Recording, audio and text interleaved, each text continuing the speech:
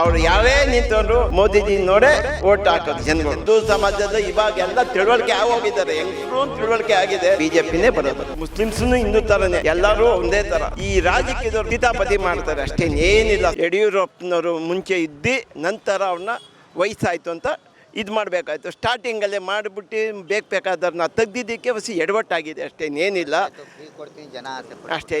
ಆಸೆ ಹೆಂಗಸ್ರುಗಳಿಗೇನು 2000 ಕೊಳ್ಳಿಲ್ಲ ಮಾಡ್ತಾ ಇಲ್ಲ ಅಷ್ಟೇ. ಜನಗಳು ಅದು ಈ ಲೇಡೀಸಿಂದ ಹಂಗಾಗಿದೆ. ಹಿಂದೂ ಸಮಾಜದ ಇವಾಗೆಲ್ಲ ತಿಳುವಳಿಕೆ ಆಗೋಗಿದ್ದಾರೆ, ಹೆಂಗಸರು ತಿಳುವಳಿಕೆ ಆಗಿದೆ, ಏನು ತೊಂದರೆ ಇಲ್ಲ, ಬಿ ಜೆ ಪಿನೇ ಬರೋದು. ಇವಾಗ ಮಾಲಿ ನಮ್ಮ ಇವರಪ್ಪ ಪ್ರತಾಪ್ ಸಿಂಹ ಅವರು ಇದ್ದಾರೆ, ಅವರು ಅಭಿವೃದ್ಧಿ ಭಾಳ ಚೆನ್ನಾಗಿ ಮಾಡಿದ್ದಾರೆ. ಬೆಂಗಳೂರು ಮೈಸೂರು ರಿಂಗ್ ರೋಡ್ ಮಾಡಿದ್ರು, ಎಲ್ಲ ಮಾಡಿದ್ದಾರೆ, ಅವ್ರದ್ದೇನು ಸಮಸ್ಯೆನೇ ಇಲ್ಲ. ಮೈಸೂರು ಅಭಿವೃದ್ಧಿಗೆ ಭಾಳ ಚೆನ್ನಾಗಿ ಇಂಪ್ರೂವ್ ಮಾಡಿದ್ದಾರೆ ಪ್ರತಾಪ್ ಸಿಂಹ ಅವರೇ. ಈ ಸತಿನೂ ಅವ್ರಿಗೆ ಕೊಟ್ಟರೆ ಅವರೇ ಬರೋದು. ಅನುಕೂಲ ಆಗೋದೆಲ್ಲ ಒಳ್ಳೆ ಪ್ರೀತಿ ವಿಶ್ವಾಸ ಮಾತುಕತೆ ಎಲ್ಲನೂ ಮಾತಾಡ್ತಾರೆ. ಎಲ್ಲ ಒಂದೊಂದು ಕಡೆ ಒಂದೊಂದು ಥರ ತೊಂದರೆ ಇರುತ್ತೆ, ಏನು ಮಾಡೋಕ್ಕಾಗಲ್ಲ ಅವೆಲ್ಲ. ಅವರು ಯಾರೇ ನಿಂತವರು ಮೋದಿಜಿ ನೋಡೇ ಓಟ್ ಹಾಕೋದು ಜನಗಳು, ಇನ್ಯಾರು ಅಂತ. ಅವ್ರದ್ದು ಏನೇನು ಆಯ್ತು ಅಂತ ನಮ್ಗೆ ಗೊತ್ತಾಗಲ್ಲ.